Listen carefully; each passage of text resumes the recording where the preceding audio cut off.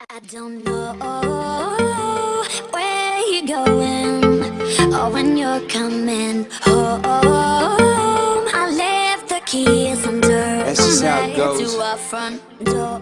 Salut à tous, c'est Passion Graphics alias Graphics Prod sur la plateforme YouTube.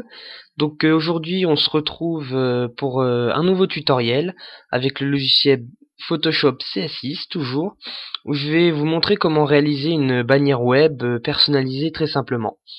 Donc vous pouvez personnaliser avec le nom de votre site web ou si vous avez un logo ou quelque chose comme ça. Donc on va commencer tout d'abord par ouvrir un nouveau document.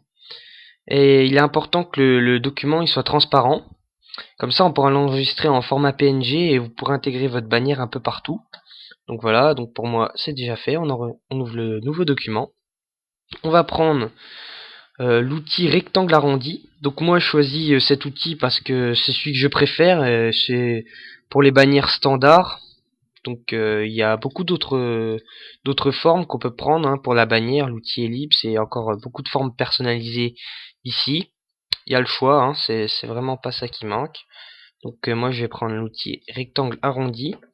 On choisit une couleur, donc au hasard, selon le cadre dans lequel vous voulez l'intégrer. Et hop, on fait une petite forme. Donc voilà, là on a déjà la forme.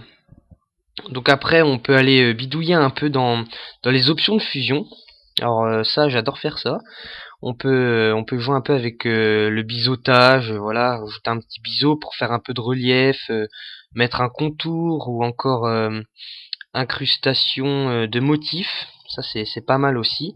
Donc pour incruster un motif, pour pas que la bannière soit d'une seule couleur, il y en a beaucoup, on peut installer ça. Bon allez, on va faire simple là. On a un motif. Une ombre portée, donc on peut régler la distance, le grossissement de l'ombre, bref, tout ça c'est à vous de décider, c'est vraiment, il n'y a pas de tutoriel bien défini pour faire sa bannière, c'est vraiment comme vous le sentez, mais je vous montre une petite astuce comme ça.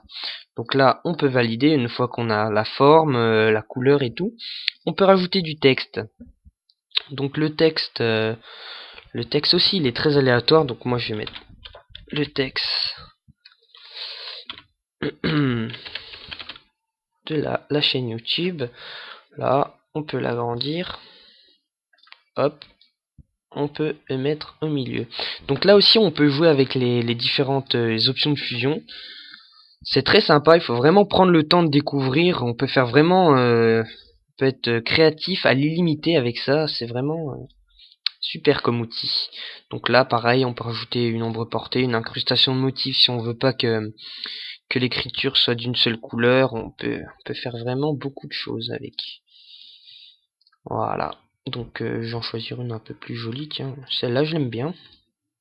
Bon, elle s'accorde pas forcément avec le fond de la bannière. Là, c'est parce que je le fais rapidement. C'est pour vous faciliter un peu. Donc on va changer ça pour que ça concorde un peu.